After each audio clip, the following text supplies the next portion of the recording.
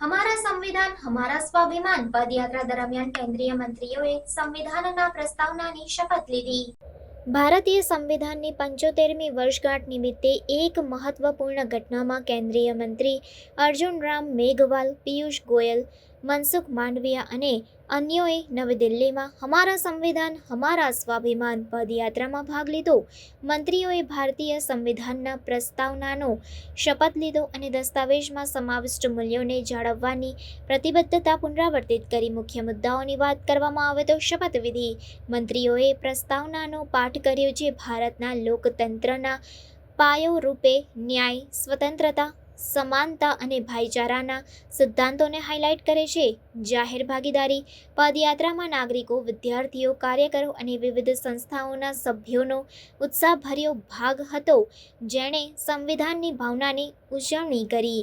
ભાષણો અને સંદેશાઓ કેન્દ્રીય મંત્રી અર્જુન રામ મેઘવાલે સંવિધાનને દેશના લોકતંત્રના પ્રવાસમાં માર્ગદર્શક તરીકેના મહત્વને હાઇલાઇટ કર્યું। પિયુષ ગોયલ અને મનસુખ માંડવિયાએ પણ યુવા પેઢીને સંવિધાનિક મૂલ્યો વિશે શિક્ષિત કરવાની જરૂરિયાત વિશે વાત કરી। સાંસ્કૃતિક કાર્યક્રમો આ કાર્યક્રમમાં ભારતના સમૃદ્ધ સંવિધાનિક ઇતિહાસ અને ડૉક્ટર બી.આર. આંબેડકર જેવા મુખ્ય આકૃતિઓના યોગદાનને દર્શાવતી સાંસ્કૃતિક પ્રસ્તુતિઓ અને પ્રદર્શનોનો સમાવેશ થયો છે। હમારા સંવિધાન હમારા સ્વાભિમાન અભિયાનનો ઉદ્દેશ્ય નાગરિકોની સંવિધાનની સમજણને ઊંડો બનાવવાનો અને દેશમાં તેના मुख्य मूल्यों ने प्रोत्साहन आपवानो छे। हम भारत के लोग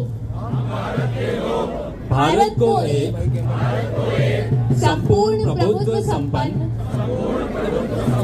समाजवादी पंथनिरपेक्ष लोकतंत्रात्मक गणराज्य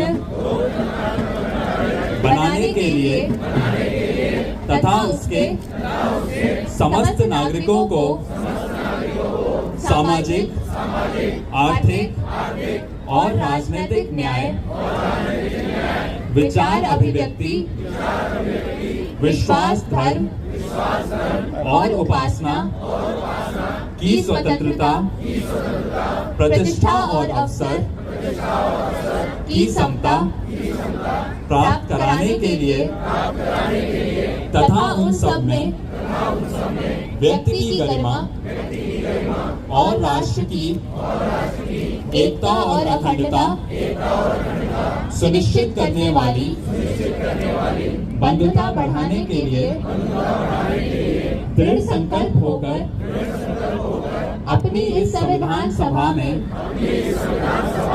आज तारीख 26 नवंबर 1949